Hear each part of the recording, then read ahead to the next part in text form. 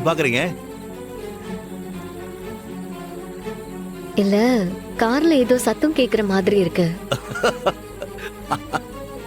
ஐயோ, அவன் இருக்கானே, வெரி நாட்டி. மை டாக் உள்ள இருக்கான். ரொம்ப நாளாச்சு.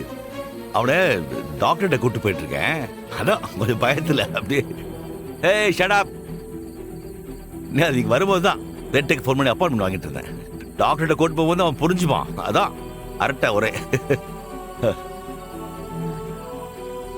இன்றே டவுன்லோட் செய்து உங்கள் ஃபேவரட் ஷோக்களை என்ஜாய் பண்ணுங்க.